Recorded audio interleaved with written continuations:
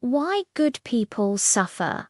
The hidden message of the Book of Job. Have you ever looked at the world and wondered, why do bad things happen to good people?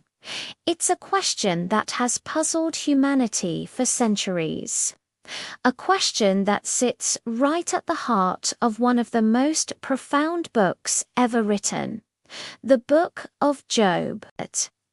The story starts with Job, a man described as blameless and upright, who feared God and shunned evil. He had it all: a loving family, great wealth, and deep respect. Then, in a whirlwind of cosmic drama, it's all snatched away. He loses his children, his possessions, and his health. This isn't just a story about loss. It's a profound test of faith. Could Job remain faithful when everything he held dear was gone? This sets the stage for a deep exploration of suffering, not as a punishment, but as a profound mystery. Suddenly, Job's friends arrive. You'd think they'd be a source of comfort, right? Wrong. They make a classic and frankly damaging mistake. They operate on a simple, transactional belief: if you suffer, you must have sinned.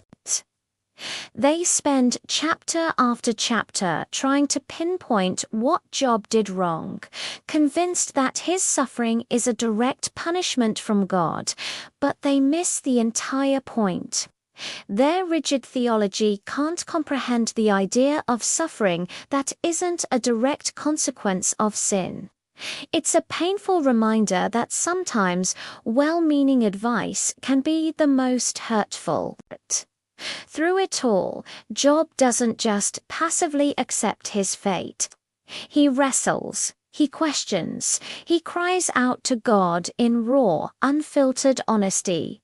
He doesn't curse God, but he demands an explanation. Why me? He screams into the void. This is one of the most powerful parts of the story.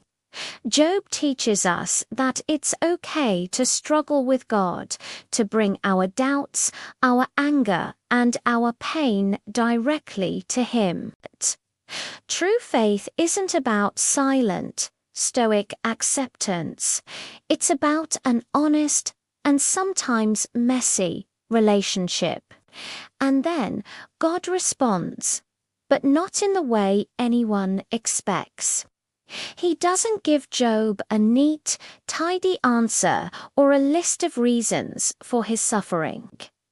Instead, God takes Job on a tour of the cosmos.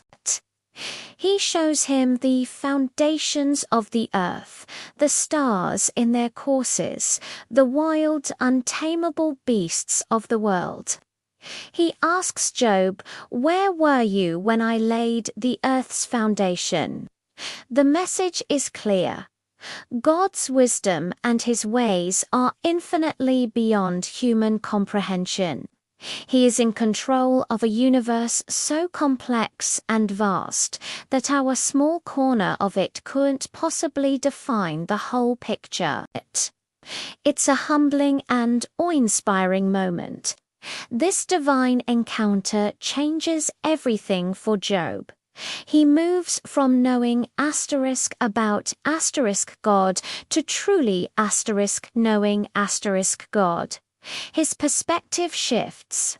He realizes that demanding answers was a futile exercise.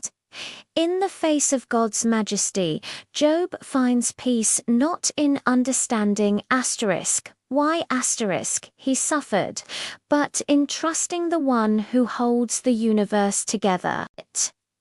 It's a profound transformation from intellectual belief to relational trust. And the story doesn't end in ashes. God restores Job's fortunes, blessing him with twice as much as he had before. He gets a new family, a long life, and renewed prosperity. This restoration isn't a payment for his suffering, but a beautiful illustration of God's grace and redemptive power. It shows that even after the darkest nights, a new dawn is possible. So, what is the hidden message of Job? It's not a simple formula to explain suffering.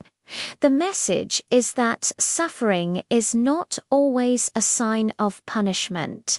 Sometimes it's a deep mystery that serves a higher, often hidden, purpose. The true test is not whether we can figure it out, but whether we can trust God's character even when we can't understand his plan. The Book of Job invites us to let go of our need for easy answers and to find rest in the sovereign goodness of a God who is bigger than our questions and closer than our pain. Thank you so much for joining me on this deep dive.